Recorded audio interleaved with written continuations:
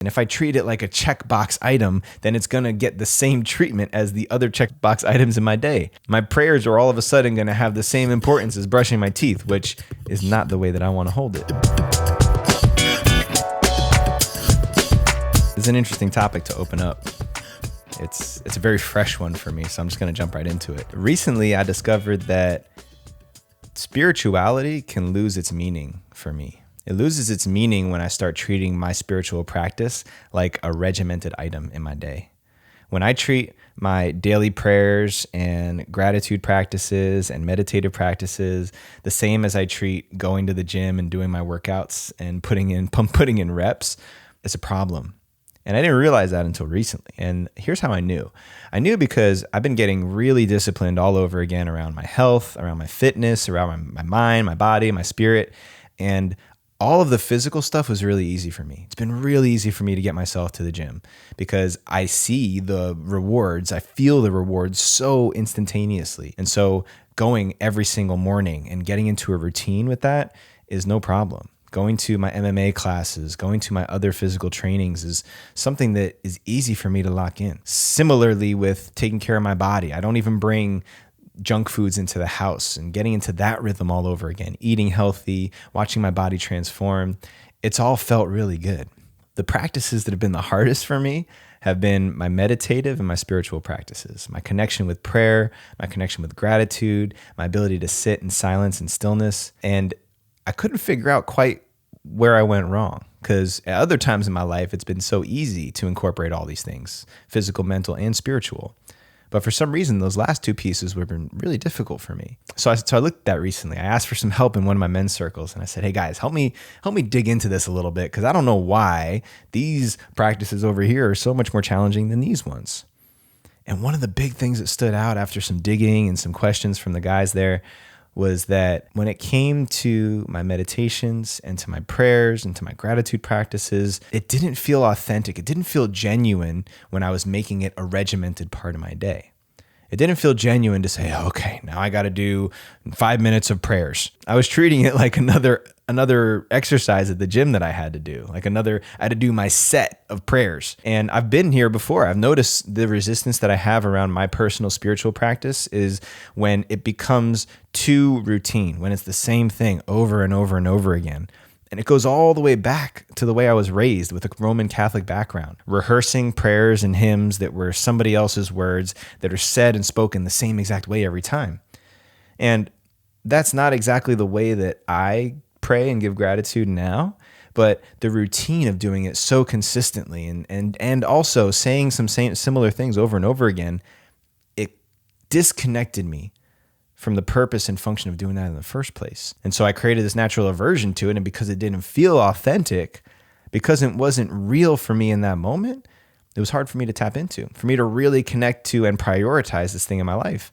And ultimately, it doesn't feel good. I don't want to feel regimented and rigorous in that militaristic way about my spiritual practice and about my mental practices. Those are the places in my life where I want to bring more of that yin feminine flow into it. I want to spontaneously speak gratitude. I want to give thanks and I want to pray and ask for things when I'm compelled to. That's how I want to have a relationship with my spiritual self.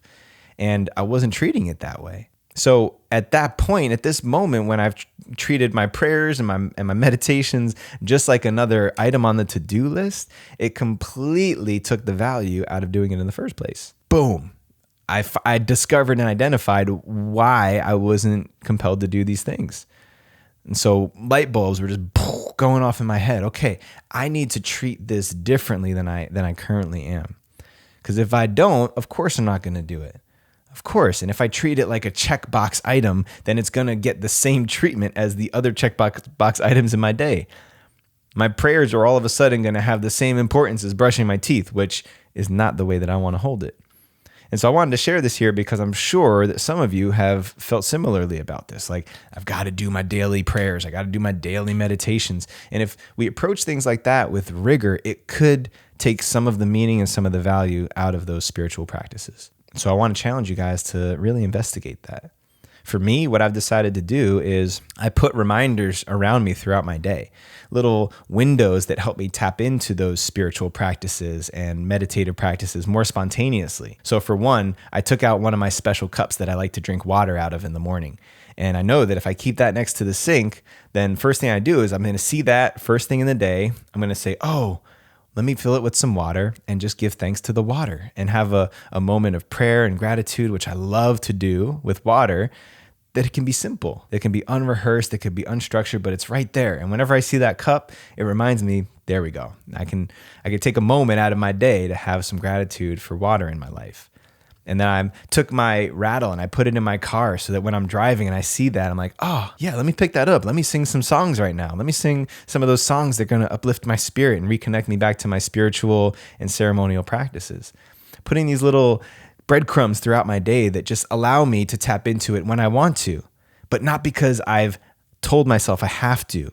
Instead of making it a regimented item, just like all the other things I mentioned in my day, there's an option. There's a possibility for me to do that. And so I'm exploring what it feels like to have a more organic and natural relationship with my spirit, with great spirit, with just my mental health and peace and well-being, because that's what I want to feel internally, but I don't want it to come at the cost of being so rigorous and structured that it devalues the practice in the first place. So if you've ever felt that before, if you've ever gotten into a place of feeling like I'm just going through the motions, I'm not really feeling the power of this spiritual or meditative practice, this might be why.